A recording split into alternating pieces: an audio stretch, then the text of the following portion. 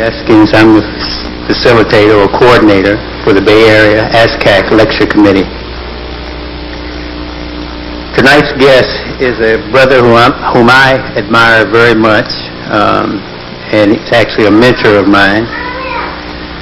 Most of you know him for his outstanding and pioneering work in the African presence in Asia and the Pacific Islands. But tonight, he will do something a little different for us. The African called Moors. Brother Runoko has a long bio, and in the interest of time, I won't go through all of it. Maybe we can have some time afterwards, and I can talk about him. If that's okay with you, Brother Runoko. Fine. Okay. So, without any further ado, brothers and sisters, would you please stand and give a warm, welcoming applause for Brother Runoko Rashid.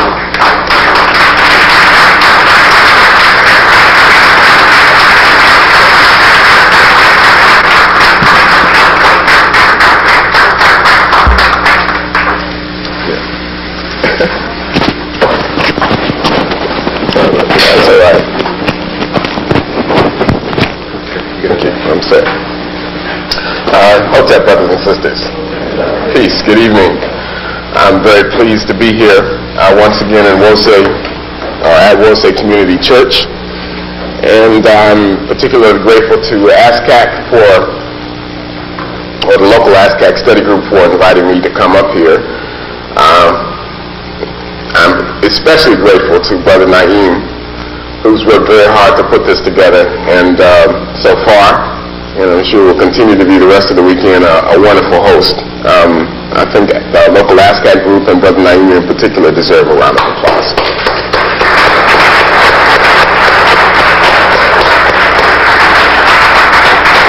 It's very important to acknowledge that, because if you're not involved, you don't know how hard it is to put together a program like that. Whether you be a student or you're working in the community, the academic community, whatever the case may be. I hadn't planned to really say that, but just looking at all the energy that goes into it, it is important to acknowledge that, because sometimes people get tired, even if you are very, very committed. You need that kind of reinforcement. You not only need a round of applause, but we need that kind of working unity, so that this becomes not just a lecture occasionally on a Saturday evening, but in fact becomes a way of life. That this is the sort of thing that we talk about on a regular basis, that we incorporate in our curriculums. We make sure that it's on television, and we don't confine it to a lecture or a seminar or a conference or the shortest, coldest month of the year, February. We are people with the most to talk about historically. In fact, for most of the history of the world, that humanity is only African or black people. Europeans, as we know it, even the first Europeans were black. But Europeans, as we know them today, only come into Caucasoid people, white people, that European. Has only been in existence 25,000 years. And then you find what would appear to be a prototype of Far East Asians, according to the works of Sheikh Anta Diop, only come into being about 15,000 years ago. That all modern humanity emerges out of Africa beginning about 100,000 years ago and spreads to the far corners of the earth. This is based on studies, genetic studies, from Bosnia-Herzegovina to the Bay Area. All modern human beings come out of Africa and move into the other parts of the world, where they begin to lose, you might say, some of those original Africoid characteristics, that Africoid phenotype. And in places like Europe, beginning about 40 to 50,000 years ago, and that process continuing until about 25,000 years ago, you do have Ice Age kinds of conditions that take place periodically. And those original Africoid people, spawned by a black mother on the continent that some people have dubbed Eve, begin to transform themselves physically, because your environment is different. Instead of the equatorial environment that you would have encountered in Africa that would have molded your physical type, you would, because of these Ice Age conditions, you would probably have to retreat in many cases into the caves of Europe And so your pigment would become much lessened. You become much lighter. I think there's a relationship, too, between vitamin D. I don't pretend to be a biologist. Your nose would probably go thinner and longer so that you're not breathing in that cold Arctic air that would freeze your lungs. I would guess the hair on your body would even begin to grow differently and maybe grow longer to cover you like a mat. It's things like this that produce the variations in what are called the human race. There's only one race, the human race, of which the black type is the oldest and most original. There's no doubt about that. Now, I hadn't planned to say any of that, but it seemed like a good way to get started, because tonight we are going to focus largely on the Moors. And the Moors, of course, are most distinguished because of what has been labeled here their conquest of Europe. And that's what we're going to put the bulk of our attention to. By the way, I was talking to my good friend Paris Williams a moment or two ago, and she had not seen this flyer before. Did most of you get a copy of this? If you didn't get a copy, you should ask the brothers and sisters in ASCAC Forward. This is a classic flyer. You know, over the last 10 years or so, I've probably given at least 300 or 400 lectures. And the last few years in particular, I really tend to focus on some of the literature that gets passed out. Sometimes, you know, they don't spell your name right, or there's something that's misspelled. This is a magnificent flyer. And this person right here probably personifies the Moors more than any representative that I can think of. And of course, this is the black Saint Maurice. Saint Maurice, for a long time, was the patron saint of the Roman Empire. So those are the kinds of things that we're going to talk about. Is everybody with me so far? All right. Now, I'm going to do probably the first 30 or 40 minutes in the form of a lecture. It's a little later than we had anticipated. And then probably about 30 minutes worth of slides, and then hopefully we'll have a chance for some questions and answers. Now, tonight's presentation is on the Moors in Antiquity, and much of this research was published in... Thank you. Most of this research that I'll be talking about was published in this particular book, The Golden Age of the Moor, which comes out of Rutgers University, and of course is edited by my friend and colleague, mentor, Ivan Van Sertima, Dr. Ivan Van Sertima, who we all know, and whose research we greatly admire. Now, about 2.5 years ago, maybe 2 years ago, Van Sertima began to say, well, Rashidi, let's start planning what the future issues of the Journal of African Civilizations are going to be. And he says, well, you know, after we talked for about an hour, he called me back the next day and he says, well, forget all that. Let's do a book on the Moors. And I didn't think that there was enough material available from an African-centric perspective to really do a comprehensive book on the Moors. In fact, the only major piece that I could think of, which was certainly not African-centered or African-centric, was the work by Stanley Lane Poole, which is, I think, called The Story of the Moors in Spain. It was originally published in I think, 1887, and it was reprinted in about 1990 with a new foreword or preface by the great African-centric scholar John G. Jackson in Chicago. But we began to assemble this information, and we were able to, as an assistant editor, I say we, with the Journal of African Civilizations, we began to accumulate more than enough information. And so it's a lot of that I'm going to be talking about tonight. In fact, James Brunson and I, probably my closest research associate and somebody who has done magnificent work, we were able to put together enough information and in an impressive enough fashion so that it in fact became the first chapter in the book. And in addition to that, I also had an opportunity to, as an emissary, you might say, for the Journal of African Civilizations, to go to Chicago and go to a nursing home at 3311 South Michigan Avenue and do an interview with John G. Jackson, you know, who is in very poor health. So that is a lot of what I'm going to be talking about. It's very important to say those things. It's very important to acknowledge ASCAC and those people who are working to put these things together. It's very important to acknowledge the people who are involved in the struggle on many different levels. Now I'm getting involved in the research because it is important to point out that this is a collective effort, that we all have a responsibility to pursue this and to implement it. Thought, and Kwame Nkrumah used to say that thought without practice is empty, and I think action without thought is blind. That we have to become scholar activists, okay, and that all of us play a very important role in that. Our ancient Kemetic ancestors used to say ignorance is evil. Over here we say ignorance is bliss. Don't tell me I don't want to know. Why? Because with knowledge comes responsibility. Not just me, not Paris, not Manu Ampen, not Brother Naeem, but all of us have a responsibility to take this information and disseminate it. We are not ego-tripping. We are not talking about getting lost in the past. We are talking about reconstructing the past. We're talking about rewriting not African history, because African history is just the missing pages in world history. We're talking about rewriting history from the very beginning.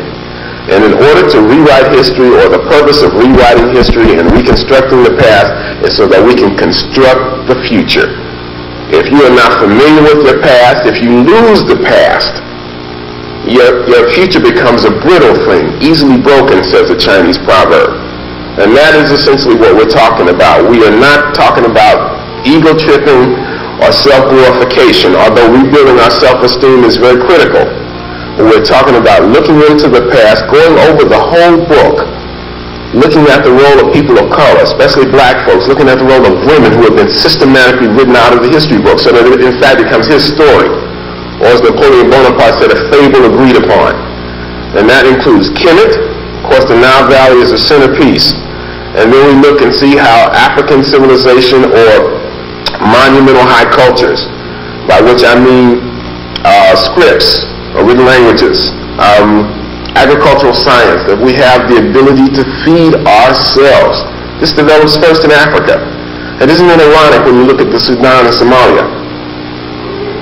You know that there are some parts of Somalia where there are no children? All the children are dead. And this is where agricultural science originated. A key element of civilization. We've lost that to a significant extent.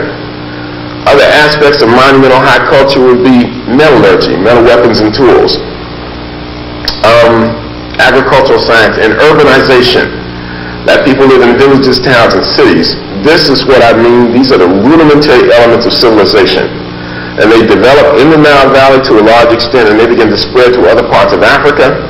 And we would want to trace and document that spread into Asia, and trace the spread of African civilization in the Tigris-Euphrates River Valley, in the Yangtze Valley in China, along the Indus River Valley in South Asia, and then begin to show how that same civilization even diffused into Europe, to be able to talk about how the first civilization in Europe is not Greece at all, but is actually a civilization in the Aegean Sea that we call Minoan Crete. And the people of Minoan Crete apparently were refugees, Africans coming from Libya and also northern Africa. And they dominated the Mediterranean and southern Europe for a long time before anybody ever heard of a Greece or a Hellas. To even be able to talk about that influence in terms of Rome, etc., an African element there, and then certainly to be able to trace the influence and the spread and presence of African people in the Americas before Colombo, okay? Before 1492. Some people would say before Christ. I simply say before the Christian era. But of course, another very important element that we need to look at too, particularly because of its impact on modern civilization, and that is the Moors. But before we get to the Moors question in Europe, or the Moors' presence in Europe, let's look at the Moors historically.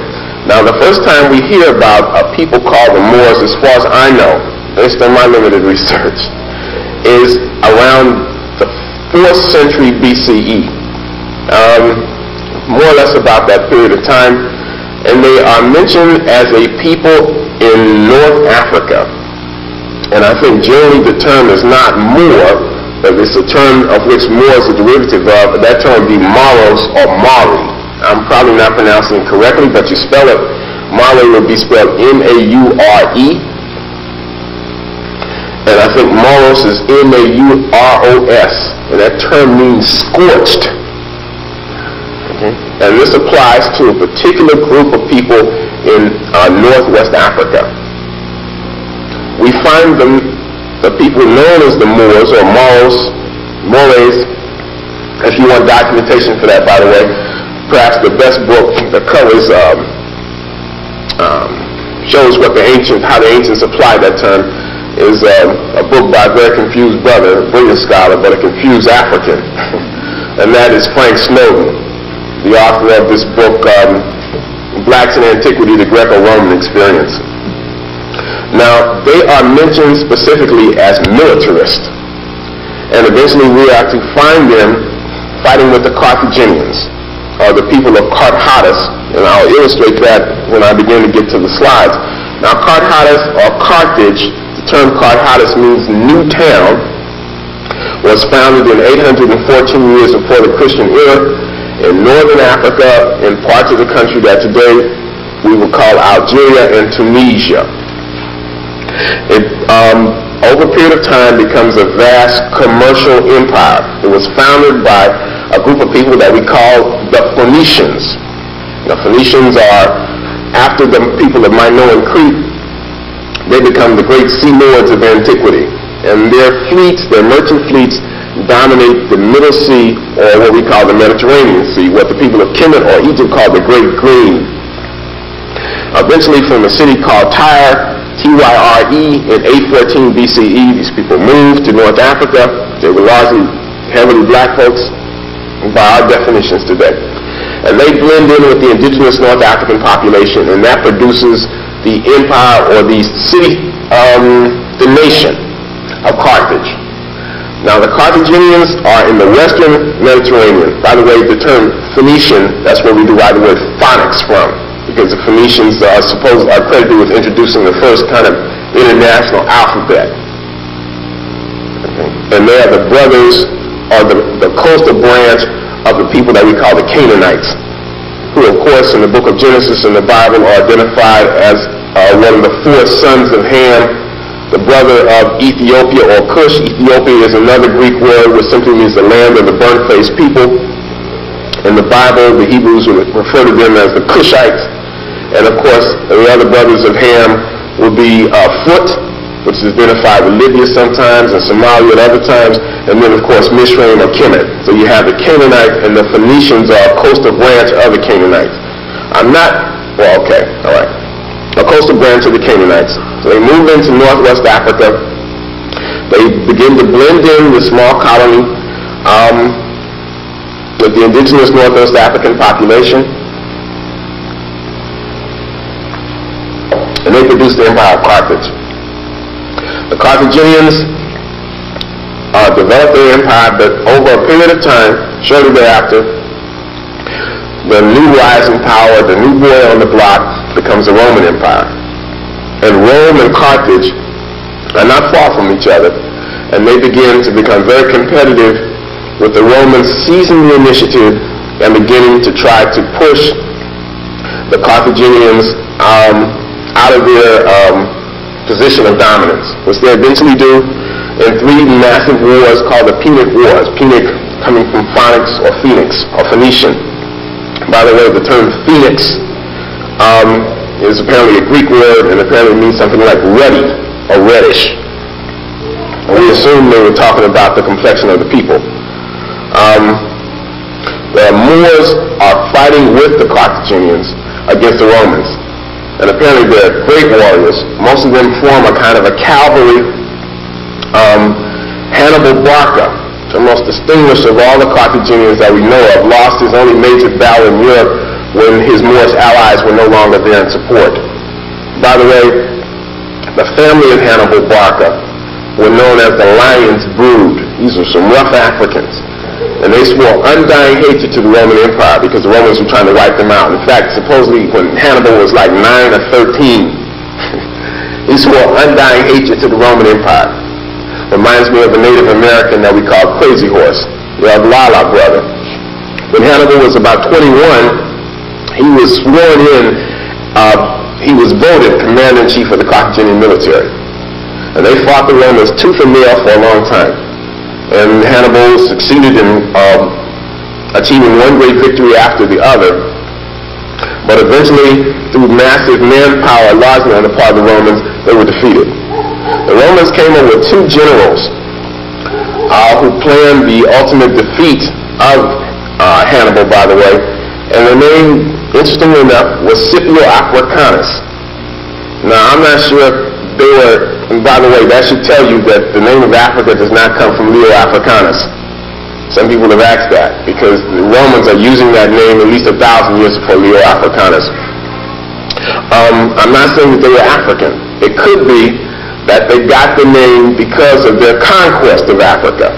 But certainly that is interesting, and for people looking for research projects, that might be one of them. I'm not seeing anybody do any work on Scipio Africanus, this great, great general who eventually defeated the Carthaginians. How did he do that?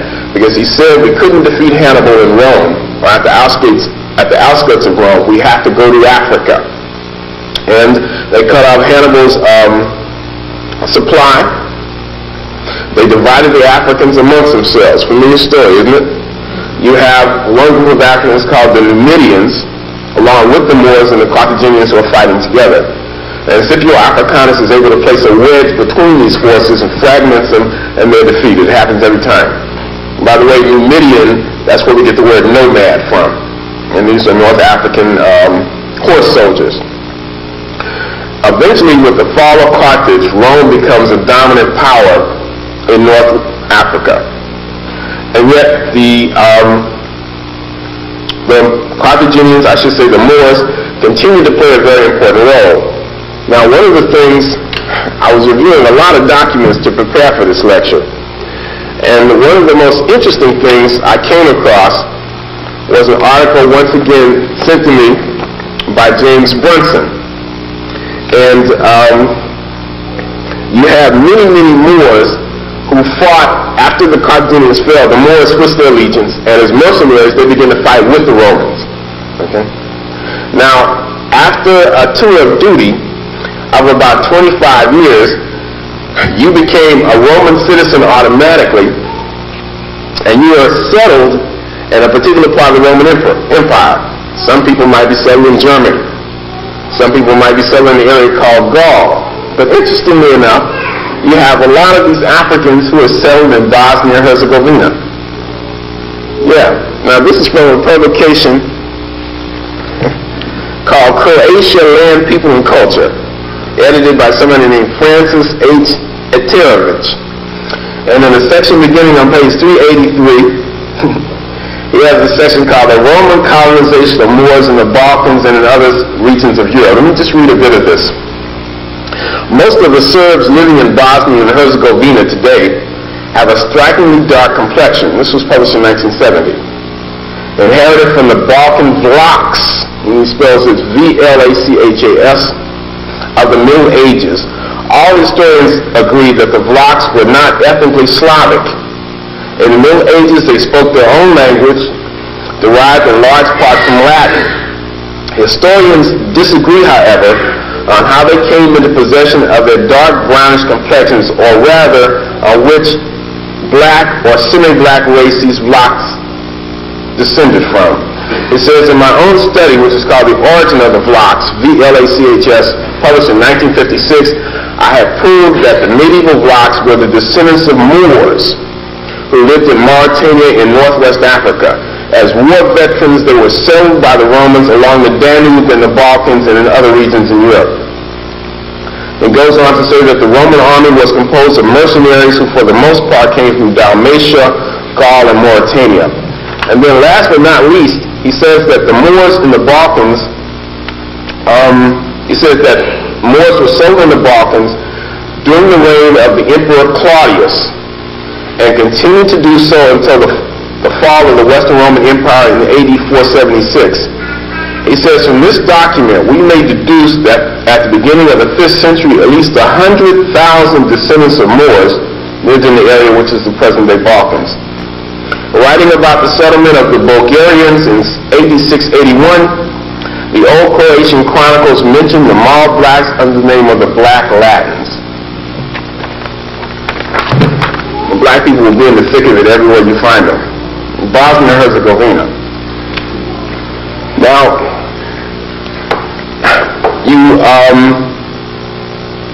Next, I think I would like to mention briefly the fact that the Moors are very significant. They once again are in North Africa, and they distinguish themselves once again as militarists, although they are to eventually lose this battle. And this is the battle for the control of Northwest Africa as the Arabs begin to invade the continent. Now, and I will talk quite a bit about the African presence in Arabia before this is over. But let me just say that beginning, I think, in 639 or 640, the Arabs, under the banner of Islam, march into Egypt, and they quickly conquer Egypt, which is very momentous. I believe that the man who was in command of the Arab army was a black man, and the man who gave the keys of surrender to Alexandria was also black. So Egypt is defeated very quickly, and rapidly in the 7th century, the Arab armies proceed across northern Africa. They move through Libya very quickly, and eventually they get to the countries that we would call Mauritania, but mostly Algeria. And there they are met with the fiercest resistance there to encounter in all of North Africa. And this is in the 7th century, and this resistance is led by an African woman, interestingly enough, a woman who is called El Kahina, which means the prophetess. We don't know much about this sister, but the descriptions that I get of her seem to indicate that she had dreadlocks and very dark skin. And she is regarded as a prophetess. She apparently would go into a kind of a spell, and she was able to really inspire her troops, into fierce resistance. It is said, in fact, that she engaged in a scorched earth policy and kept the Arabs at bay for a long time. Unfortunately, over a period of time, her army fragmented, and the Arabs under Musa, under a man named Musa, eventually conquered this part of Africa. And according to John Henry Clark, who will be here, I think, on December the 11th or 12th, somebody that you really ought to see, one of our great master griots, master historians, and somebody I consider a real mentor. He says that this is the most, thus ended the most desperate, the fiercest resistance in antiquity at that time to keep Africa for the Africans, and this is led by a woman. The women are to play very important roles in Moorish history, not only in terms of their conquest of Europe, but also in Africa itself. There's another record of a black Moorish woman written in an ancient document that portrays her as the head of a group of so-called Amazons, and she was supposed to be the greatest archer of her time. I really want to emphasize once again the role or the fact that we are in this together.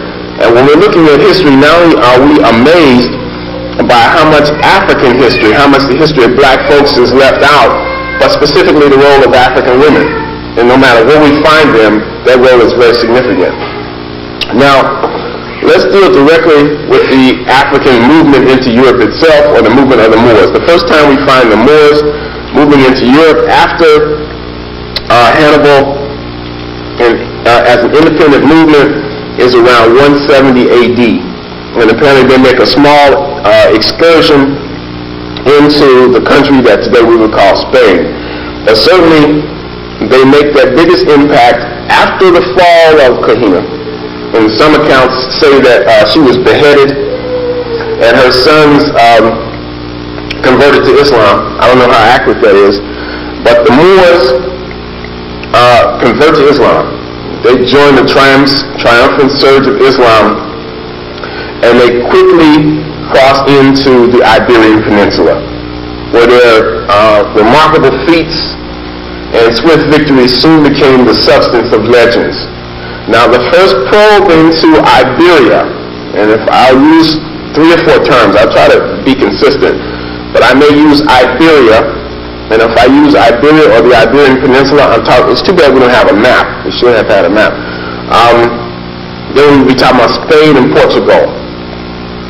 Sometimes it is referred to as Al-Andalus. That is an Arabic term that applies to that same area. Sometimes Europeans might call it Andalusia, or we might simply use the word Spain and Portugal. The first probe into that part of Europe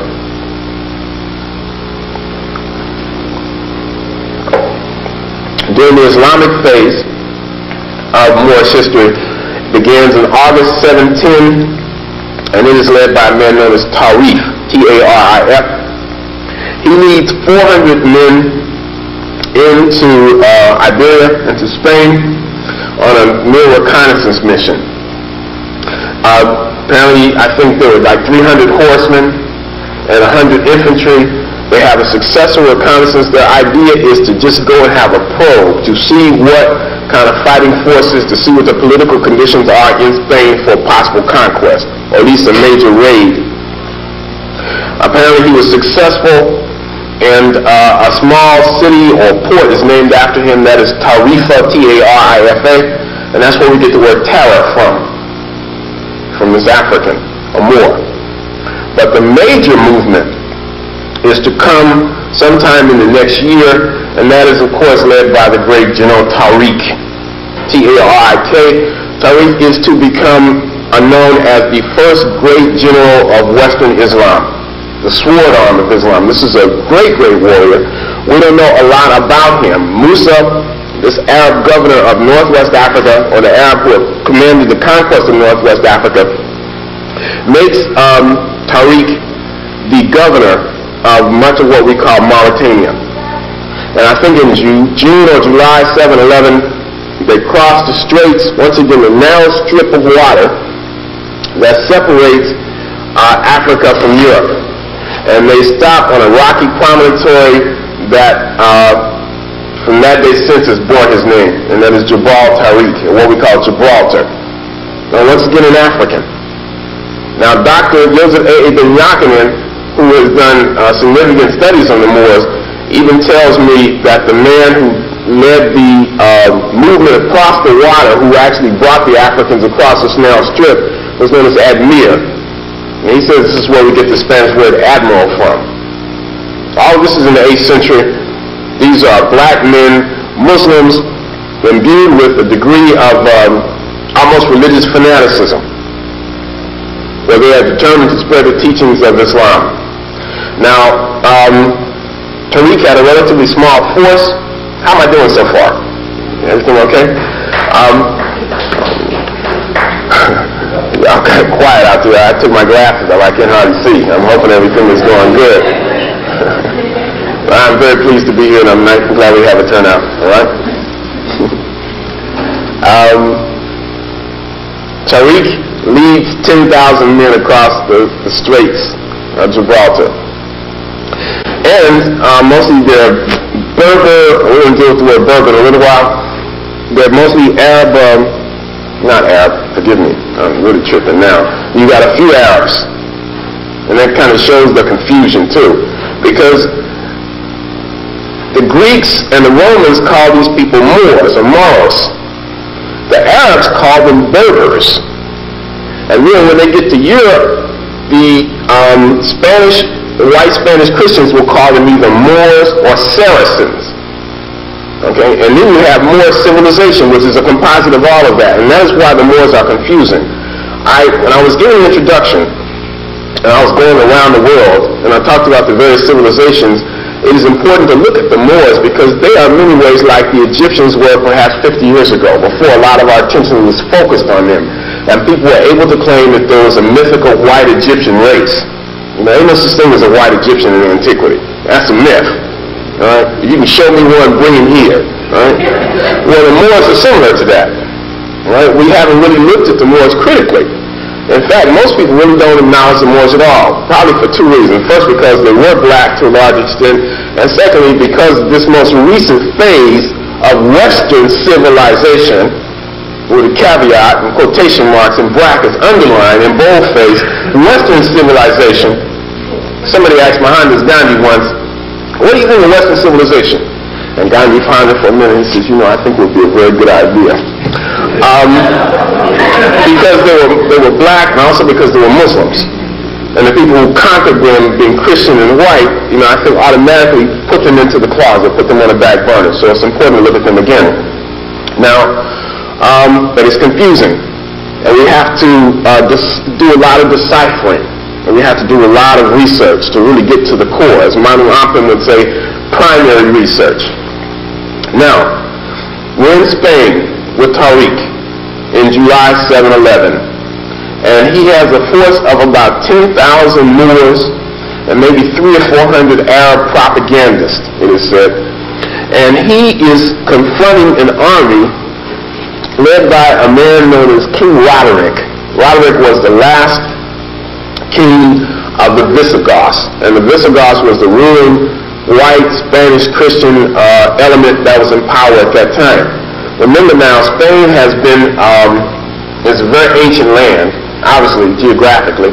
You have many people that have been there. You have African movements into Spain going back as far as 1,000 years before the Christian era. And you have an expedition led by the great Taharqa of the 25th Kushite, Nubian, or Kemetic dynasty. And then you have Moors that go there in 170. You have the movements of Hannibal. In fact, some people would say that Hannibal's father, a member of the Barca family. I said this is a suggestion now, I'm not saying the fact, that actually even founded the city of Barcelona. And then you have Roman movements. You have other white people who come through. Right? So you have kind of a hodgepodge. So Roderick is leading the largely white Spanish Christian army, although we will even show you black people in that army that were fighting against the black Moors, black Spanish Christians fighting against the Moors. Leads an army of 70,000 men, a massive army, and Tariq has 10,000 men, perhaps 10,500. And supposedly a great battle is to be joined. And Tariq is alleged to have roused his troops more or less with the following words, "My brothers." And this is quoted by Edward Gibbon in the book, the 3-volume set, The Masterwork in the 18th Century, The Rise and Fall of the Roman Empire, or The Rise and Decline of the Roman Empire. It says, "My brothers, the enemy is before you, the sea is behind you. There's nowhere to run. Follow your general, for I am determined to achieve victory and to trample on the prostrate body of the Roman Empire, of the Roman Emperor." And they jacked the Visigoths up. This was a paramount victory over 70,000 troops. Tariq must have been awesome. And he didn't sit to relish his victory. He raced on with a seemingly tireless Berber or Moorish cavalry to the city of Toledo, conquered that, where he was joined by Musa. And together they conquered most of the rest of the Iberian Peninsula, only stopping in southern France at a place called Tours, T-O-U-R-S. If not for that, then perhaps all of Europe would have been Islamic today. They were stopped in 732 by a man that we know as Charles Martel, or Charles the Hammer. This is the grandfather of Carolingian dynasty's finest representative, and that is Charlemagne, who we'll return to shortly. Now, once the initial Moorish conquest had been achieved, you have a movement of so-called Arabs into Spain, led by Musa. And once again, Musa is the head. I'm going to pick it up. Musa is the head of the Arab armies that had ordered the conquest of Northwest Africa. Now, although the Africans had achieved the greatest victories, they were given the least rewards. They were given the worst allotments of land, and they were treated, no doubt about it, in a second-class manner. Tariq himself is reported to have been publicly rebuked and is struck by a whip by Musa. The head of the Islamic world heard about it and called both of them to a meeting in Damascus, where it was Musa who was publicly rebuked and humiliated. All his money was taken away from him, and I think he was forced to live as a penniless beggar the rest of his life. Whereas Tariq, at the conclusion of an illustrious military career, went to the Far East, we are told, to spread the teachings of Islam. Tariq should be the subject of a book. We should know about who this great African general was. Now, after the conquest, the initial conquest of the Iberian Peninsula, Moors by the thousands flooded over. In fact, some are said to have been so anxious to get there that they are said to have floated over on tree trunks. And brothers were trying to get there. And so you have a fundamental, a massive movement of black people into Spain as Muslims beginning in the 8th century. In the 10th century, the movement intensifies. You have the first dynasty, which is called the Umayyad dynasty, and then they are followed by another dynasty into Spain, two other black dynasties, the Almoravids, led by Yusuf I, who was from Senegal. You know, that's how far the Moorish Empire extended, and Yusuf, by the way, is described as being brown-skinned with woolly hair. His empire, the Almoravid Empire, is so large that it extends from the Senegal River in Africa all the way to the river Ebro in Spain, and it is called the Empire of the Two Shores. Yusuf reminds me of Pianki or Pi in the Nile Valley. He's a very pious man. He does not come to conquer. He comes at the invitation of the Moorish princes in Spain, who are squabbling amongst themselves and allowing the white Spanish Christians to begin to exert so much pressure that they cannot maintain themselves. And so Yusuf is invited to come over in the name of Islam and more solidarity, to come and once again keep the white Spanish Christians at bay, which he does. And as soon as he leaves, the Moorish princes begin to squabble amongst themselves again, and they eventually, a few years later, ask him to come again. He says, all right now. And in fact, he comes. And then the same thing happens again. This time he comes as a conqueror. And he establishes what's called the Almoravid dynasty. And then about 50 years later, 100 years later, you have the last great dynasty, and that is called the Almohad dynasty. Almohad. Almoravid is spelled Almoravid, and Almohad, Almohades.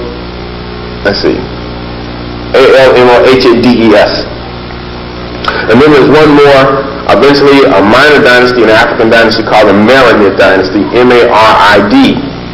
Now, the Moors, one of the problems with the Moorish occupation in Spain is that they do not leave a lot of visual representations. Perhaps because of religious beliefs at that time, they did not believe, I think this is accurate, they did not believe in portraying what the human form, and as a result of that, most of the depictions that we have of the Moors is that of their enemies, the white Spanish Christians, who refer to them consistently in many documents as black. Black as a cooking pot, black as tar, black as pitch. They refer to them as the cold-faced ones, to the extent that the word Moor, according to the Oxford English Dictionary, for example, the Moors as early as the Middle Ages and as late as the 17th century were commonly supposed to be black or very swarthy, and hence the word was often used for Negro. So by the 16th century, in fact, you know that's inaccurate. I'm reading that directly from the encyclopedia, because at that time there was no such thing as a Negro. But it was often used for a black person. You see what I'm saying? Now, I've been studying this for 20 years. And I'm caught up in it. We all have a white supremacist, a Klan member walking around in our head, because he's been planted there. And the field and white supremacy extends into academia. It extends into all governmental and state institutions. And we have to wipe that out. You know, as long as I've been studying this, and I've been to digress for a moment to try to make it real, I began to pursue this about 1972, very actively. And since about 1981, this is like all I do. I quit my job. You know, I stay at home most of the time in front of a computer. Parents will tell you it's hard to get me out studying. And when I'm not doing that, I'm lecturing, I'm out traveling, trying to get some information. Do you know, all the books, hundreds and hundreds, if not thousands of books that I've referenced, it was only a few years ago that I could see black people in my mind as the Egyptians. I could see Nefertiti up there. I could see Cleopatra. That's how deeply entrenched this is. We say all the time that we have to begin to do this for the children, to put it in the schools. But we also need a cadre of old folks who have this information that can take it and walk with it. Okay? And the Moors are a very key component in that. Now, other people have not had, let me just present some information in terms of the Moors and the black thing. Let me quote a couple people. It says, for example, during the European Renaissance, explorers, writers, and scholars began to apply the word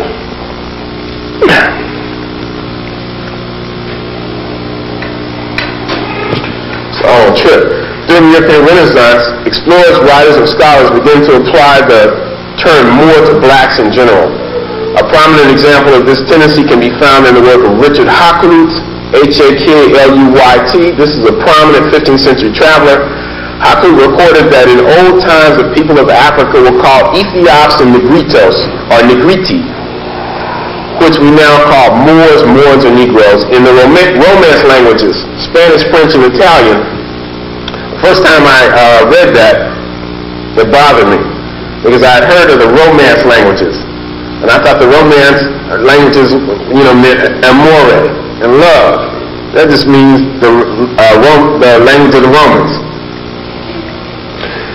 In the Romance languages, Spanish, French, and Italian of medieval Europe, Moor was translated as Moro, Moir, and Moor. Derivatives of the word Moor may be found even today in these same languages.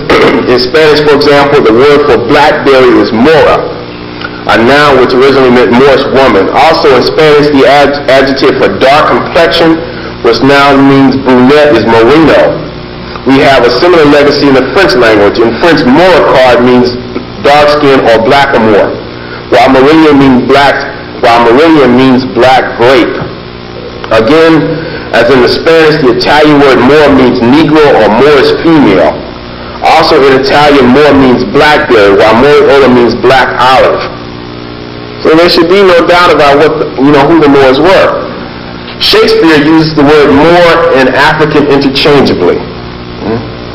And once again, by the 13th or 14th century, the word Moor was more or less a synonym for African or black.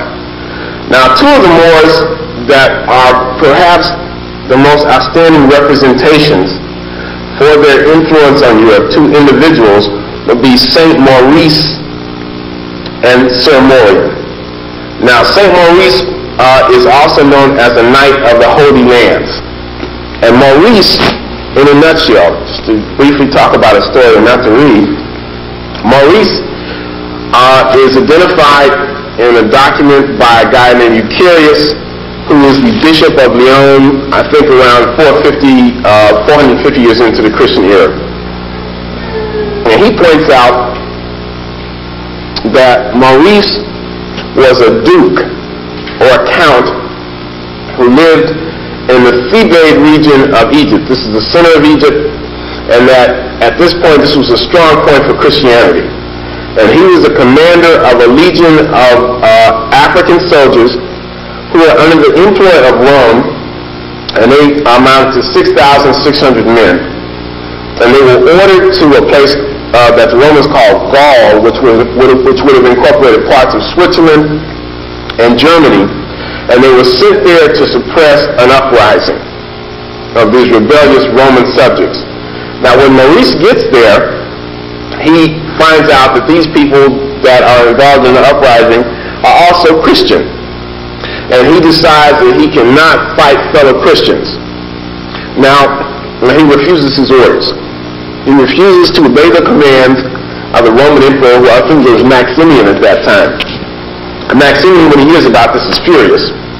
And he goes directly to the spot, and he orders, personally, Maurice to suppress the uprising, which Maurice once again refuses. So he begins to have 10 men at a time, all in the Theban legion, beheaded, thinking that this will eventually pressure Maurice to obey the orders, and he does not. Eventually, Maurice himself is beheaded, refusing to renounce his religion, to obey his orders, and to worship the gods of the Romans, whoever they may have been at that time. Now, about 100 years later, Maurice becomes a martyr. And the cult of St. Maurice begins to spread throughout Western and Central Europe, along the Rhine, in France, in Burgundy, in various parts of Germany. By the 8th century, by the time that the Moors are moving into Spain, the cult of St. Maurice is reaching immense proportions. I told you about I mentioned Charlemagne, who was a grandson of Charles Martel. Charlemagne is from a dynasty called the Carolingian dynasty, and he is probably the most important European of his time. He carried the lance of St. Maurice into battle. He had the lance of St. Maurice, which was was supposed to be a replica, believed to be a replica of the lance that pierced the side of Christ, identified with this black military saint carried before the army. In addition to that, Maurice has a banner, a special banner. This banner is so important that whenever the Central Europeans, like the Germans, go into battle in the East against the Slavs, they carry the banner of St. Maurice before the army. St. Maurice, it is said, and this I find remarkable, it is not until 1240 AD that Maurice is identified as or portrayed as black, which is very odd to me because the name Maurice means like a Moor, and Moor literally is black. To be Moor is meant to be black, but by this time you have Maurice clearly identified as a black person. In fact, I think this is one of the first and earliest distinct images of Maurice. I don't have this on a slide, so let me just talk about this briefly. This piece right here was constructed in the year 1240 in a cathedral in a place called Magdeburg, Germany. And what it shows is a black man, a knight, a clear and distinct black knight in a full suit of armor, life-size, with red lips, black skin, etc. This is not a figment of anybody's imagination. This is a real live person. And for about the next 300 to 400 years, Maurice is to become the dominant patron saint of the Holy Roman Empire, a black saint. By the 14th century, his cult was rivaled only by St. Michael and St. George. And even today, in parts of Eastern Europe, the cult of St. Maurice is still alive. This is a black saint. In the 14th century, you even have a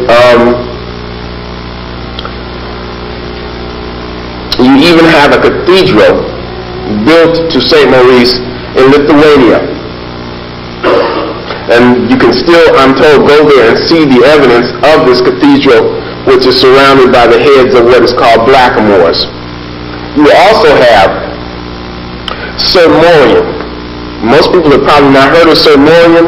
Sir Morion is in fact a black knight who is the second, after Maurice, the second dominant Moorish figure in medieval Christendom. Now, once again, the Moors distinguish themselves largely as Muslims, but the Moors they're not a religious group, it's an ethnic group. And some of them become Christians. Some of them are Christians and Muslims all at the same time. Some elements are Christian, some are Muslim, etc. Now, Sir Morion is probably a Christian convert who comes from Spain. And this is documented in a book simply called Morion, M-O-R-I-E-N, which is a metrical romance. It was originally written in French and later in Dutch. And it was translated in 1901 by a guy named Jesse L. Weston. I don't know the publishing house. Morion is a metrical romance, and it's the adventure of a splendidly heroic European knight. And to hear the story, or as the story goes, as it begins, it involves the Knights of the Round Table. And Morion, who is gigantic, rides up on a huge horse, and he's cut up, and he's bloody, and he's about to fall off the horse. And he rides up, and there are the Knights of the Round Table. It's like a boys' club hanging out, right? And Sir Gawain, Sir Lancelot, whoever the rest of them were. Galahad. And here's this great black knight, and he's all cut up, and he falls off his horse, and they ask him to tell his story. Who are you, brother? How'd you get here? What's the deal? We want to hear about it. At any rate, not in those exact words, but to paraphrase it, that's what they were more or less asking the brother. So anyway, Morian is on a quest. And apparently what had happened was his father, before Morian was born, was on his way to the Crusades. On the way, he met and fell in love with Morian's mother, got her pregnant, and then left. Right? Now, Morian's mother was disgraced as a result of that. And when Morian became of age, he went looking for his father, wanting a few explanations, like, why haven't we seen you? And not only do I want to hear the story, but I want you to come back with me and explain it to my mother, her family, and then everybody else in the city. Because my mother has lived under this cloud. This is in the story. So he's on a quest to find his father, which he eventually does. And he forces him to go back. He's all apologetic. He said, hey, man, one of those things. So he once again, he didn't use those exact words, but in the interest of time, he takes him back. And he explains, and in the process, Morian meets all the Knights of the Round Table and becomes the ultimate, the personification of Christian knighthood. He becomes the finest knight in Europe. He saves Sir Gawain's life. He's articulate, and he's consistently described as black. Black as pitch. Black as ink. The only thing white about him was his teeth, black as a crow. And this is Sir Morian. Now, when we hear about black knights, we tend to think that's a myth. But you do have very, very important figures in terms of Christianity with the Black Saint Maurice. There's a book with that same title, The Black Saint Maurice. You can find him in this book, other book, The Image of the Black and Western Art, Volume 2. They have magnificent photographs, full color photographs of a clear and distinct black saint. And then we also have Sir Morian. Now, Sir Morian, the fact that he impacts with the Knights of the Round Table, which is supposed to be in merry old England, once again begins to show the diffusion of the Moors, the diffusion of African people, and this is the key thing, not as slaves, but as masters in control of his and her own destinies. But I always never failed to say that the one thing that really propelled me, that really made me want to look at antiquity, and to call myself, if I can, a historian, which I have worked very diligently at for many years now, is the fact that I found out with something which may be very simple to you, something you might take for granted. It was certainly nothing that I took for granted, is that we actually went places in ancient times without shackles and chains. I couldn't believe that, because I had grown up with the notion that African history began in a remote African jungle, or began in a cotton patch in Kentucky, right? That we had no history of noble stature that was independent in and of a European. As though we waited in a dark room for a white person to come into that room and turn on the light. And nothing could be further from the truth. In fact, it took a while. In fact, if anything, just the opposite of that were the case. But that is not the way history is generally taught in the Western world. In the Americas, we are taught that history begins largely, and I'm speaking generally, and I'm oversimplifying things. But sometimes you have to do that, because we're also talking about another kind of scholarship, talking about approaching history in another light.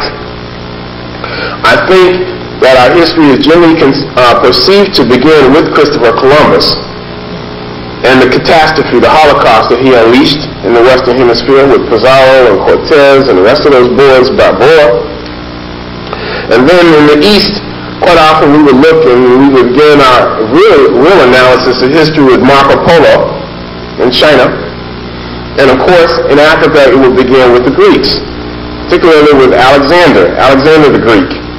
Alexander, by the way, who was fascinated by Africa, who had great respect, from all I could gather, and I have no reason to defend him, who had great respect for Africa, to the extent that he requested that he be buried in Africa. Usually when you die, you want your body sent back home. So even in Vietnam, talking about getting the remains of POWs, you want your remains back home. Alexander wanted to be buried in Africa, and in fact he eventually was. By the way, it is said that so many Greek scholars studied in Africa, particularly Egypt. I think it was Demosthenes or Democritus who was supposed to have said, if I had a book of 1,000 pages, I would not have room to write the names of all the Greek scholars who studied in Africa. It is though our image now has been just the reverse of that history begins, in fact, with white folks somewhere. And it couldn't begin with people of color anywhere. So that was really what moved me. And that is, I think, perhaps a key element of what we might call an African-centric perspective, is that we do not dwell on the slave experience. All people have had that experience, but with African people, that is the primary focus. It is said, and I've even been told, there's no point looking toward the past. You don't have a past except for slavery. Of course, that person probably didn't tell anybody else that. We also, well, I mean, that's typical. You know, there's a book, Brother Naeem and I were talking about it earlier, called What They Didn't Teach You in History Class. And they have a whole string of quotes about what prominent scholars have had to say about African history or lack of. Arnold Toynbee, for example, is supposed to have said of all the 21 major civilizations that have been created, the African race has not played a part in any one. James Henry Breasted, one of the finest Egyptologists of all time, points out that the African has no inkling of civilization. As recently as the 1960s and 70s, Hugh Trevor Roper in England, who I think was one of Van Sertima's instructors, is quoted as saying, a student asked him once, Professor Roper, why don't we learn the history of black Africa? And he says, because there is no history of black Africa. There is simply none to teach. There's only the history of Europeans in Africa. The rest is darkness, and darkness is not a subject of history. See? He needs to be right there, in the front row. Now, Mauryan shows the diffusion of not only black people in Europe, but particularly the diffusion of the Moors. By 1492, Christian pressure from the Moors had become irresistible. Now, the Moors dominated southern Spain for close to 800 years. But eventually, more and more, over a long period of time, the white Spanish Christians began to put pressure on the Moors, and eventually by 1492, they had the last Moorish stronghold surrounded. And that is in a place called Cordova, and is specifically in a place called the Alhambra. But before I get to that concluding chapter on the Moors, let me, if I may, just read a little bit about the level of Moorish civilization and why they're important. Now, I'm quoting here from John G. Jackson. And he says that the Spanish city of Cordova in the 10th century was very much like a modern city. Its streets were well paved and there were raised sidewalks for pedestrians. At night, one could walk for 10 miles by the light of lamps, flanked by an uninterrupted extent of buildings. This was hundreds of years before there was a paved street in Paris, France, or a street light in London, England. The population of Cordova was over 1 million. There were 200,000 homes, 8,000 public schools, and many colleges and universities. Let me repeat that. There were 200,000 homes, 800 public schools, and many colleges and universities. Cordova possessed 10,000 palaces of the wealthy, besides many royal palaces surrounded by beautiful gardens. There were even 5,000 mills in Cordova at a time when there was not even one in the rest of Europe. There were also 900 public baths besides a large number of private ones, at a time when the rest of Europe considered bathing as extremely sinful. If you ever go back in a time warp, just skip that. At a time when the rest of Europe considered bathing as extremely sinful and to be avoided as much as possible. Cordova was also graced by a system of over 4,000 public markets. He says the great Mosque of Cordova, another grand structure, had a scarlet and gold roof with 1,000 columns of marble. It was lit by more than 200 silver chandeliers containing more than 1,000 silver lamps burning perfumed oil. The golden age age of the Umayyad dynasty in Spain came during the 10th century. During the reigns of Abd al-Rahman and Hakam II, the Umayyad dynasty established sovereignty over the most substantial portion of the Iberian Peninsula. At the pinnacle of the Umayyad dynasty, this is somebody else now, the figures confirm Jackson. The great city of Cordoba possessed 200,000 residences, 600 mosques, 900 public baths that were patronized by all social classes. Among his many accomplishments, Hakam II added 27 schools for the free instruction of the poor. It should be pointed out that, at least during this period of Islamic Spain, girls as well as boys went to school, and numerous Moorish women became prominent in the literary and artistic field. Other Moorish women were involved in education, law, medicine, and library science. By 1492, the Christian pressures on the Moors grew irresistible, and on January 2nd, 1492, the last Moorish stronghold in Spain surrendered. This was in the Alhambra.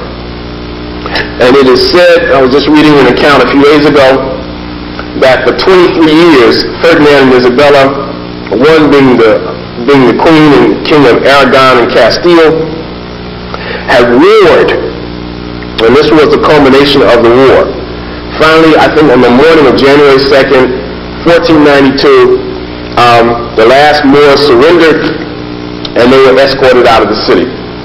And a cheering throng, a mob of people cheered as Ferdinand and Isabella moved into the Alhambra. Christopher Colombo was among that crowd, among the cheering crowd.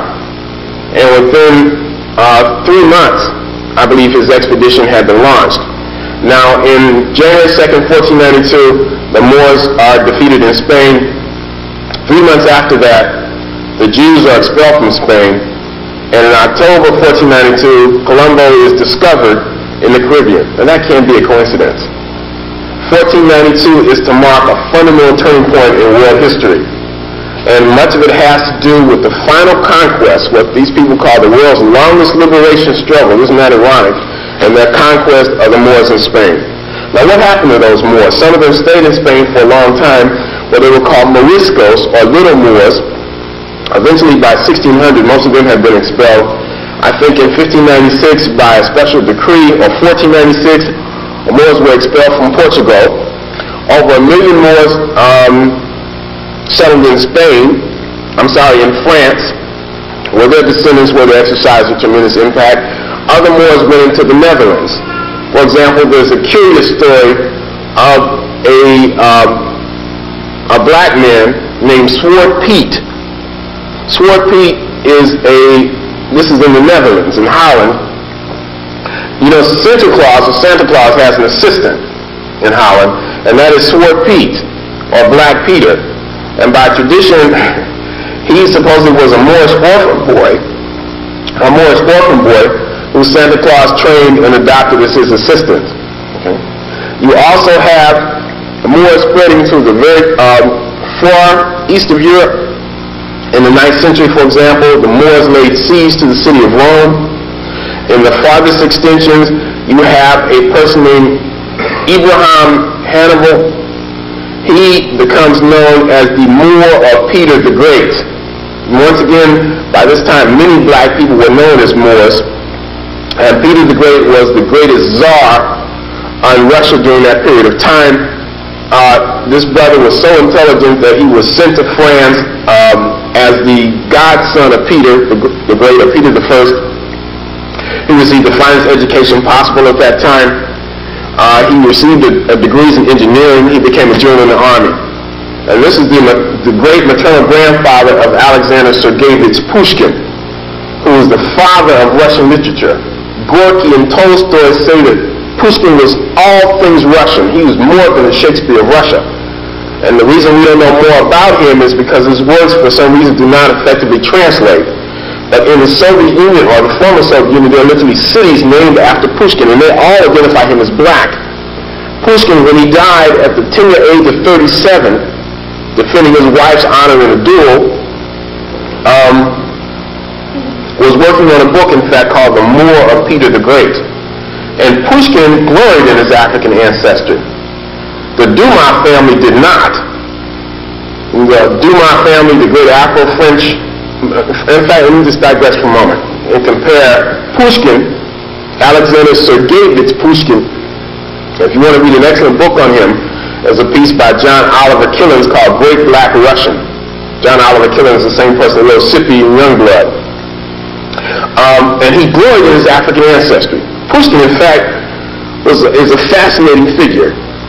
He was born, I think, on May 29, 1799, of well-to-do parents, members of the Russian aristocracy. When he was about 15 years old, he began to write his first books. When he was 17 years old, he had published books. And he was a brilliant poet, very swaggering, very arrogant. During his 20s, he was exiled because his literature was considered too revolutionary. And the kind of person that Pushkin was, he really seemed to thrive on attention. He would wear, for example, outlandish outfits. He might have a scarlet red turban with a canary yellow scarf and a stunning blue, vest and some white boots on, and then he would get mad if you noticed him, right? And he would challenge you to a duel. Eventually, he was defeated like that, but he was brilliant, and he was working at the end. Hey, don't ever say anything about him being African. That was enough to get you killed because he was regarded as an expert marksman. So eventually, he dies about the age of 38, and he gloried in his Africanness. Now, the Dumas family is just the opposite of that. You have first, I think it's maybe Thomas Davy Dumas, who was born in Santo Domingo in the 1700s, and he leaves Santo Domingo when he's 18. The next time we see him when he's 21, he is a major general in the French army. Very big man, and supposedly he was an idol, or Napoleon Bonaparte idolized him. Napoleon Bonaparte seemed to have a thing for black. His wife is a black woman, so-called Creole from the Caribbean. And Napoleon loved her to the extent that his dying words were Josephine, Josephine. According to Jay Rogers, he had 12 black generals in his army. In 1799 or 1798, he invades Egypt. So his life is surrounded by black folks one way or the other. And the elder Dumas was with Bonaparte in Egypt, by the way. And that is why they fell out. Supposedly because of Napoleon's destruction of Egyptian monuments. His son, Alexander Dumas Père, is probably the most prolific writer in relatively modern times. He supposedly wrote over 600 pieces. The Man in the Iron Mask, The Count of Monte Cristo, The Black Tulip, The Black Corsican, etc. But he didn't seem to acknowledge very much his African ancestry. He did say one thing that was very interesting. He said a man's mind is elevated by the status of the woman that he keeps company with. That is an interesting point. Van Sertima tells me that Dumas is our first known Egyptologist, that he in fact had written a book on Egyptology. And just as another side note, his son, the third Dumas, became the president of the French Academy of Sciences. That's 3 generations. That's deep. This is when slavery is going on. So you have Pushkin identifying himself as a Moor. You also have many Moors that venture into England. The best book on the subject is a work by David McRitchie called Ancient and Modern Britons. It was originally published in 1884. It was reprinted in 1985. It's subsequently been reprinted once or twice again. McRitchie, who was a Scottish anthropologist, born in 1851, died in 1925, seems to have gone crazy with black people in this book. And I wonder what could have possessed him. He writes about black Australoids, about black Huns. He writes about black Vikings. I don't know if you are aware of that. I don't know if that's a result of the spread of the Moors, but black Vikings. He talks about black people in Ireland. But the key of the book is the movement of Moors into the British Isles in ancient Britain. He talks about the Moorish influence on the music of Britain. By the way, the greatest musicians of that time were Moors, including one known as Zirab, or Z-I-R, I think Y-A-B, who was so bad he was simply called the Blackbird. This brother who invented the guitar, according to some people, was so significant as a musician that it is said when he was coming that the kings or governors or mayors of various cities would go meet him on the road. And he was called the Blackbird. McRitchie talks about the influence of Moors physically and culturally throughout the British Isles. For example, he talks about a man known as Kenneth the Niger, or sometimes known as Kenneth the Moor, a black man who was supposedly the head of 3 provinces in Scotland during the 10th century. And he traces their names. For example, his contention is, if you have a name like Moore or Morris or something to that effect in Britain, then you are somehow anciently connected to one of those movements of black folks that went there.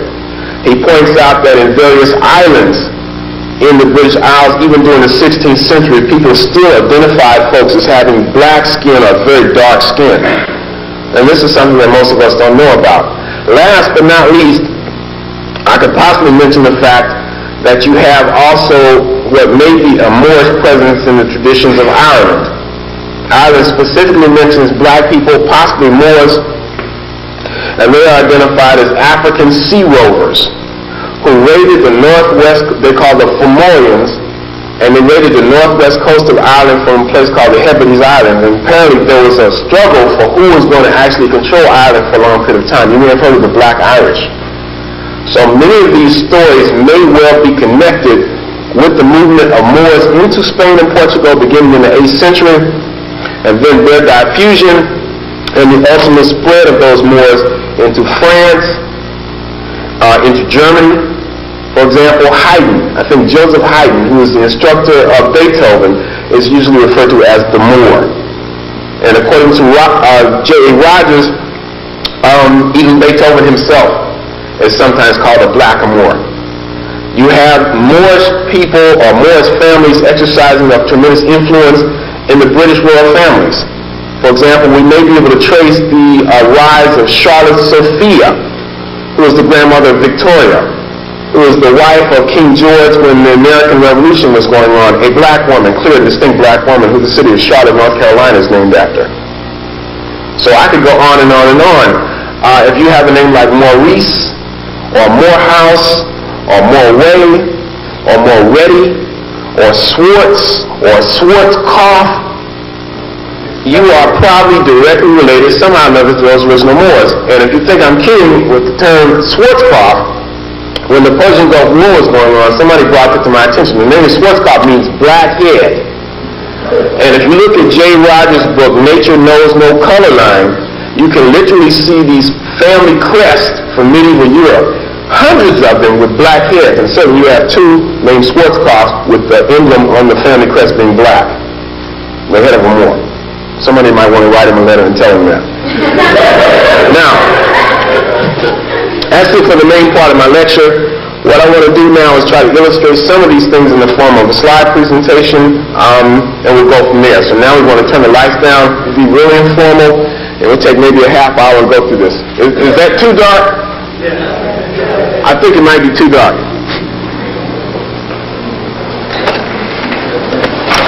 All right. How about that? Well, y'all just behave yourselves. Now, I'll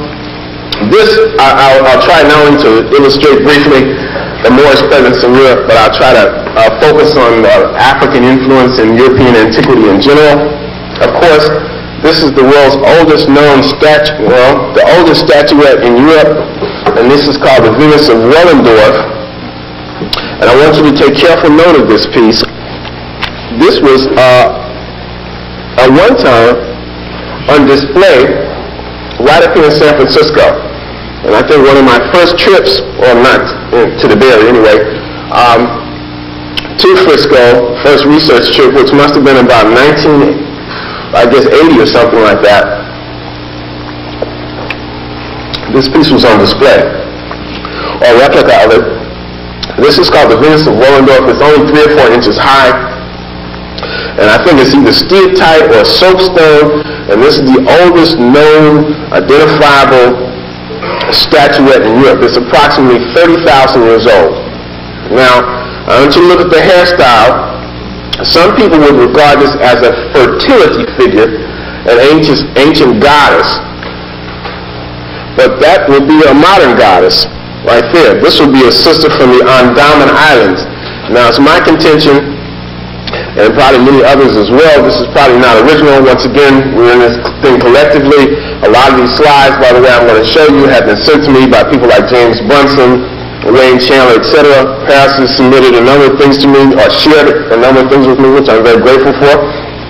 And so let me acknowledge that you have probably a movement of people out of Africa beginning 100,000 years or so or more, and they in physical size would be small black people that we would call Batwa or something like that. Pygmies would be the more pejorative term.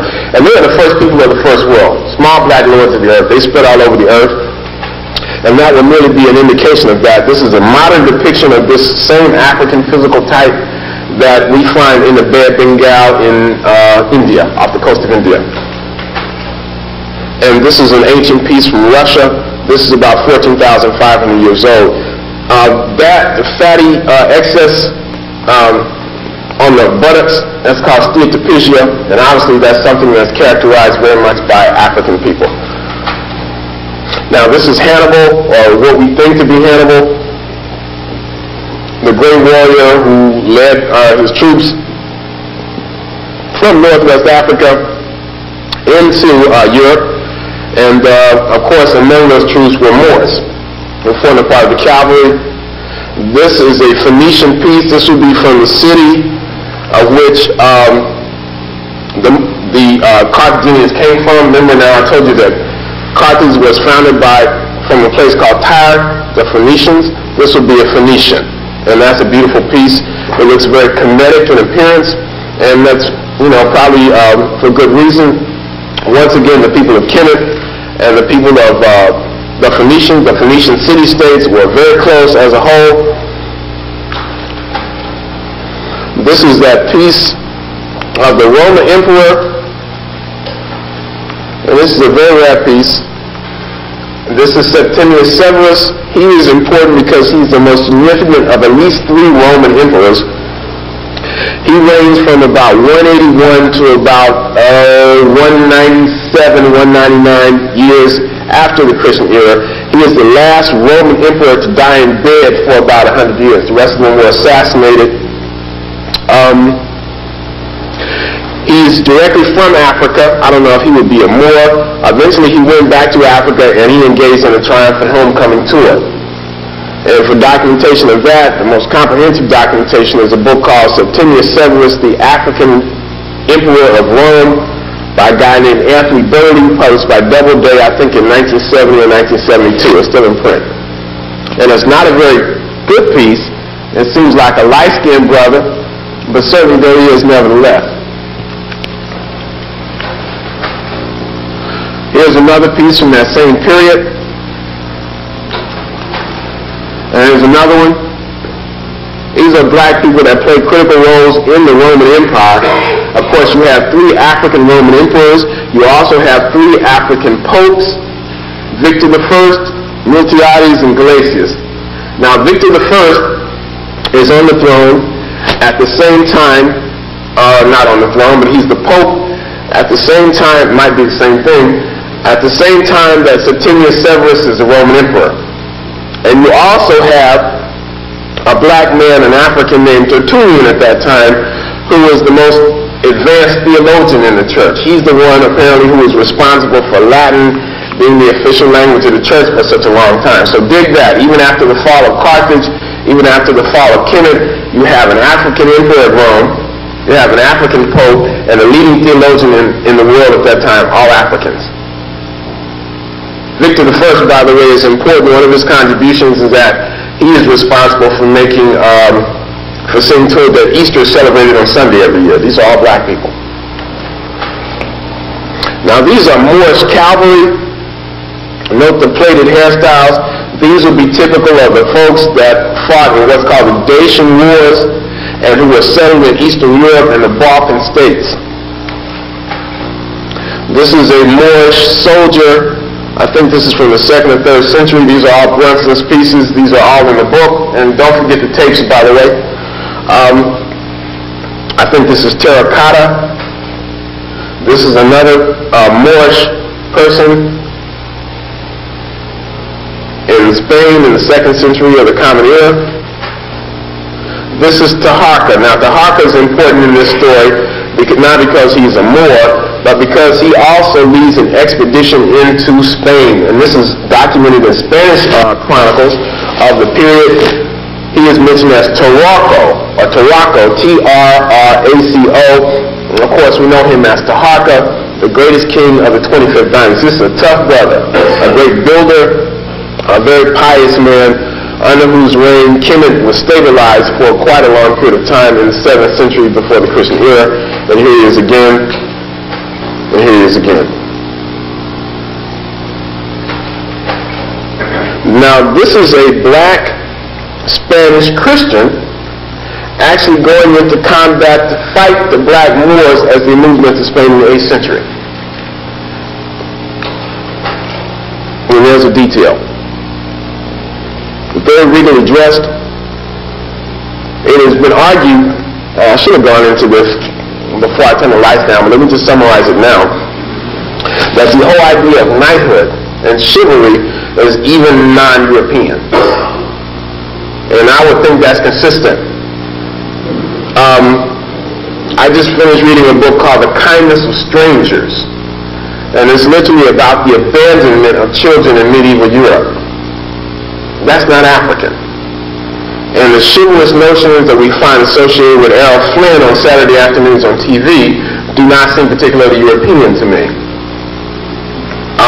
The idea of honor and grace, in battle does not seem to be European. Now, some people would argue that this is derived from the legends or the works of a black man known as Antar or Antara, sometimes called Antar the Lion, who is the greatest figure of pre-Islamic South Arabia. He is a knight, he's a poet, and you can do a lot of documentation on Antar. By the way, in terms of Arabia, the first Arabians were black people. And even at the time of Muhammad, Arabia to a large extent is still relatively black. Muhammad's grandfather, Al-Mu'talib, is the most important man in Arabia, by the way, because he was the Sharif of Mecca. And it was his function, the function of him and his tribe known as the Quraysh, to guard the sacred Kaaba stone and meteorite. He fathered 10 sons, it is said by ancient accounts, each of whom was as black as a knight and magnificent. One of them was Abdallah, who became the father of the Prophet Muhammad. In Arabia, at one time, things were very hot for the early Muslims. And Muhammad said, look to Africa, look to Ethiopia, go there, because you will find a king and a land of righteousness there. And these men greatly impressed, when they came back to Arabia, they greatly impressed Muhammad. And he saw fit to make the statement that he who brings an Ethiopian man or an Ethiopian woman into his house, a black man, a black woman, brings the blessings of God there. The law is so important, a black man, that he is identified as the third of the faith. You have the first Muslim to die in battle, a black man.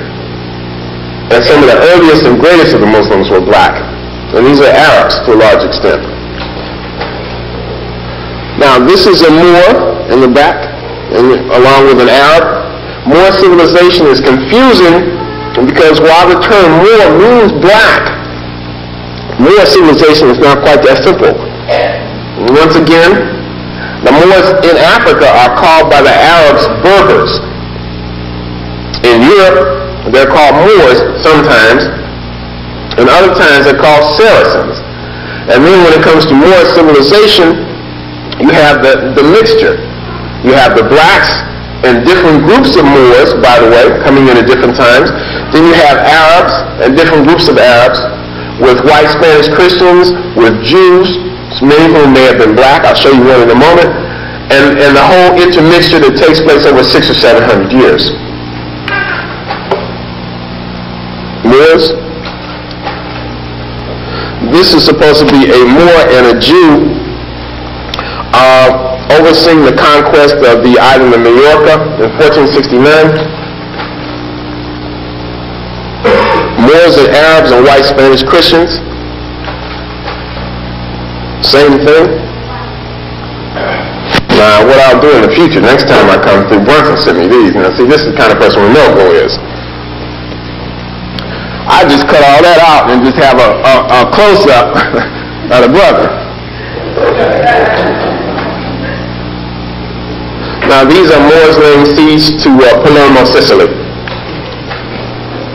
This is supposed to be a black Moorish giant, actually a Saracen giant. He's documented in a publication called the Song of Roland, a medieval epic. Gerald Massey argues that Stonehenge, this megalithic monument on the Salisbury Plain, 60 miles southwest of London, was actually constructed by black people, specifically by men known as Moorian. And according exactly, he says, now, as a Moorian, as a Negro is still known in English as a Moorian, may not the builder of Stonehenge may have been the Moorian, one of the great Cushite builders or something to that effect. And it's also been pointed out to me by an African that among the Lorma community in Liberia, the name Moorian is still very prominent. For a long time in the Dutch language, the word Moorian was used as a synonym for black African, so-called black African. Now this is a picture of St. Maurice, the black patron saint. St. Maurice was a military saint. Here he is again. I talked about the banner of St. Maurice that was taken into battle in the German crusades against the Slavs. St. Maurice on one side, and on the other side is St. George. You heard of St. George and the dragon. That's the dragon beneath George's feet. Now, most of us have heard about St. George. Most of us have heard about St. Michael or St. somebody or the other. But very few of us have heard about St. Maurice. Now, these are important too. I'll show you a series of black Madonnas in Europe that exist coincide with the depictions of St. Maurice. These are icons of medieval Christian Europe. Of course, they are the derivatives of Isis and Horus, the black Madonna and Child. Some of them, for example, the one I just showed you, I believe even have Isis and Horus carved on it. Or Aset and Heru, the African names. The name Aset or Isis means the throne.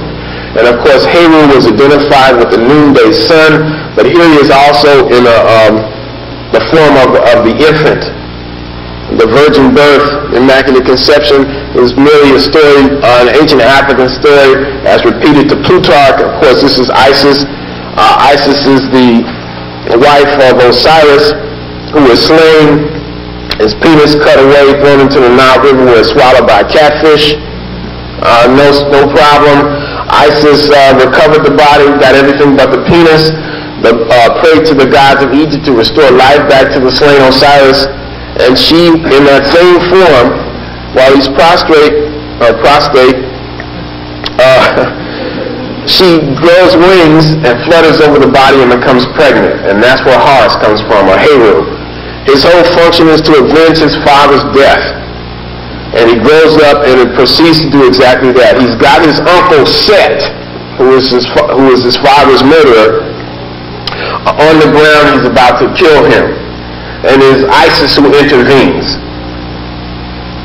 Now, these are deep, deep, deep concepts that are to come forth in major world religions. But that's not what we're here for tonight. But let me just go through these because these exist at the same time as the black saints. And people might think in some cases that the St. Maurice is an isolated phenomenon, that this is a part of a wider concept of black religious icons in medieval Europe, and very important ones at that. The holiest icons in medieval Europe are regarded as these black Madonnas and Child. These are regarded as miracle workers, in fact. Before Napoleon's army was defeated by Kutuzov at the Battle of Borodino, I think in 1802, Kutuzov forced his troops to pray before Black Madonna. Before Joan of Arc launched her great crusade, she prayed before Black Madonna. When the first crusade was launched around 1200, it was launched in the French city of Luppe at the shrine of the Black Madonna. All over Spain, all over Italy, Portugal, France, Switzerland, Belgium, you name it, Black Madonnas figure very prominently. This is from Russia. Another one, beautiful piece. You know the old story about this, though, is that they really weren't black originally, that they turned black. And the reason they turned black is because of the smoke and soot from incense and candles. I always say that the smoke was very intelligent because it didn't accumulate on the clothes, it just got on the faces and the hands. And then some people would say, well, Rashidi, those are dark Madonnas, they're not black, because black people don't look like that. Well, black people range from snow to crow. And you have Ethiopians that look precisely like that. Of course, another theory is that many of them were originally much darker, and that they were so important as icons that they were literally taken into battle. For example, you could see this one with the cuts on her face. And those are sword cuts, because the icons were thought to bring big victory in battle. Many of them were destroyed, and eventually they would rebuild them or reconstruct them. But they may not have black models, so they would still make them dark. Many theories. Isn't that a beautiful piece? I think that's from Yugoslavia. I think. And also, consistently, once again, this is not, this is normal when it comes to depicting icons in early Europe. This is not a Madonna at all. This is a depiction, I just wanted to show this, of the Pallas Athena. Of course, Pallas Athena is the most important of the Greek goddesses, and here she is depicted in the black form. This is from southern Russia. This is about 2,000 years old. Pallas Athena is the most powerful of the Greek goddesses, and she is derived from an African goddess known as Nit, N-E-I-T, that we find distinguished in northern Africa, Kemet, as well as Libya. And this is from Persia. Now, why would I show this here? Because, once again, many of the, oftentimes, the Muslim populations in Spain, including the Moors, were indiscriminately known as Saracens. Now, three things about that. First of all, the word Sarah. Sarah is the wife of Abraham. And she's very prominent, which is not very typical of many women in Western Asia. In most of Western Asia and Asia in general, the woman, generally speaking, is seen as a mere extension of the male. India, of course, is a classic example of that, with the concept of the suti. Whereas when the head of the household died, the head of the household being lord and master, was the function of the high caste Hindu widow to jump on the cremation fire and to take her own life so that she could continue to serve her husband and lord into the next life. That's the most extreme case. But in Western Asia, you have similar examples, but for some reason Sarah is very prominent, and she has a life of her own. I think that is typically African. Because in Africa you have a matrifocal society where the female is the basis. Once again, we talk a lot about Osiris or Asar, but the name Isis means the throne. That's the seat of power. In order to be the king in Egypt, you had to marry the royal female. And you have some cases where you have women who actually exercise full power. Now, Sarah seems to be typical of that, and that may be the basis of the word Saracen. This is supposed to be a depiction of her. And in addition to that, you have the word Kara, or Kara, K-A-R-A, which is the Turkish word that literally means black. Now, this is I don't know what we got here. This is either a black Madonna that is so black that it has a bluish tint, or this may be a Madonna just based on symbolism. And this is one of the reasons we have confusion. Things are really not so cut and dried and simple, but this is a beautiful piece. This is from Montserrat, once again back in Spain. This is a black knight. It may well be a depiction of Sir Muriel. This is from the 15th century in France. Once again, the story of Morian is derived from metrical romance. It was originally called the Lancelot. You have Moors who figure prominently in Welsh folktales. You have, for example, stories of Moorish boys encountered in Welsh folktales called the Mabinogion sitting playing chess, or Welsh giants. Or there's somebody called the Black Oppressor, and he's asked, why you call the Black Oppressor? It's because I've done justice to no one. Now, I think that these concepts show a prevalence of Moors or black people in the history of Britain and Western Europe, and it eventually begins to show them not as heroes, but as the defeated. And I think that's where the notion of the black knight comes into being. That whereas one time you have a prominent black or African presence, eventually with the defeat of these blacks, they become sinister forces in mythology and folktales. This is Mullah Ishmael. This is a great Moroccan or Moorish king. Many Moors also went back to Africa after they were expelled from Spain, and in many cases there to have dire consequences on African civilization. For example, you know that it was a group of Moors from Morocco with firearms who sacked the Songhai Empire and crushed it, I think, in 1596, or perhaps it was the 1600s, the greatest of the existing African empires, the heart of which was Timbuktu. And it is said that gold comes from the south, silver from the north, and salt from the land of the white men, but the treasures of God and the words of wisdom are only to be found in Timbuktu. That's an African proverb. Timbuktu is a university city. This is where the University of Sankara was located, where the ships were constructed apparently to launch the movement across the Atlantic by Abubakar II that had a profound impact on medieval American civilization. You know the story of Abubakar II, who had 2 fleets of ships constructed. He was a Muslim, but he was not interested in Mecca. He wanted to see what lay beyond the far sea. He was interested in more than a rare snapper sandwich. Right? He wanted to see what lay beyond the far sea. Isn't that the way it's projected? That African people had no interest in what lay beyond the sea. We were only interested in the sea as a means of sustenance. That kind of nonsense. Other people had a spirit of adventure. Africans didn't, for some reason. We stood still. We were engaged by inertia. Abubakar II has 2 expeditions launched, and he's never heard from again. So his nephew Mansa Musa becomes the king of Mali. At the center of the empire of Mali, Ghana, and Songhai was a great commercial city and university city of Timbuktu. And the major university was the University of Sankore, or Sankara, Sankore. Just give you an idea as to how important this city was, or this university, and how impressive it was. An African university that the Sultan, or the Askia of Songhai, died. And this is the largest empire perhaps in the world at that time. Very wealthy, and would have occupied an area about the size of the United States or Western Europe today. And you have 2 rival princes who want to be the king, who want to be the Sultan. It was a very wealthy empire, and one has an army and the other has an army, and they start from various sides of the empire, and they're going to meet at a predestined place, and whoever is victorious on the battlefield will become the Sultan of the world's wealthiest empire. At any rate, one of them on the way to the battlefield stopped at the University of Sankara at Timbuktu. And he asked the head chancellor, the African chancellor, to take him on a tour of the facilities, take him around, show him the library, introduce him to the faculty members, show him to take him into classes.